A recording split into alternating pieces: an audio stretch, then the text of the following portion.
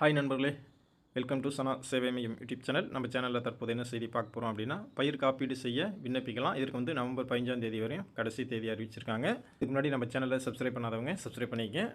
விவசாயிகள் தாங்கள் சாகுபடி செய்துள்ள பயிர்கள் இயற்கை இடர்பாடுகளினால் ஏற்படும் மகசூல் இழப்பிற்கு ஈடு செய்யும் வகையில் பிரதம மந்திரி பயிர் காப்பீடு திட்டம் செயல்படுத்தப்பட்டு வருது. அதாவது எதிர்பாராத வானிலை, பூச்சிகள் மற்றும் நோய்கள் போன்ற காரணங்களால் பயிர்களுக்கு ஏற்படும் இழப்புகளிலிருந்து விவசாயிகளுக்கு இது வந்து பாதுகாப்பு அளிக்கும். பிரதம மந்திரி பயிர் காப்பீடு திட்டத்தின் கீழே நெல், கம்பு, சோளம், மக்காச்சோளம், ராகி, உளுந்து, பருத்தி, உருளைக்கிழங்கு, மிளகாய், இஞ்சி, மஞ்சள், மரவள்ளிக்கிழங்கு, வாழை மற்றும் உணவு தானிய பயிர்கள் மற்றும் எண்ணெய் வித்து பயிர்கள் ஆகியவற்றுக்கு பயிர் காப்பீடு செய்யப்படுது.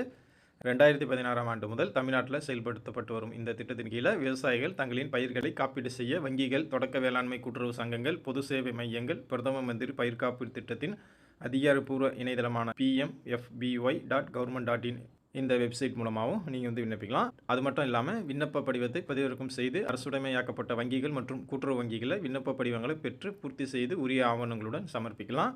நடப்பு பசுலி ஆண்டுக்கான அடங்கல் சான்றை கிராம நிர்வாக அலுவலரிடம் பெற்று அதனுடன் சிட்டா, வங்கி கணக்கு புத்தகம், ஆதார் அட்டையை இணைத்து பொது சேவை மையங்கள், தொடக்க வேளாண்மை கூட்டுறவு கடன் சங்கங்கள் அல்லது தேசியமயமாக்கப்பட்ட வங்கிகள் மூலமாக நீங்கள் வந்து பயிர் செய்யலாம். காப்பீடு கட்டணம் ஏக்கருக்கு நெற்பயிருக்கு 540 ரூபா, மக்காச்சோளத்திற்கு 484 ரூபா, பருத்திக்கு 222 ரூபா. 15/11/2025 விவசாயிகள் வந்து காப்பீடு செய்து கொள்ளலாம். இது வரைக்கும் காப்பீடு செய்யாதவங்க காப்பீடு செஞ்சுக்கிங்க. நன்றி.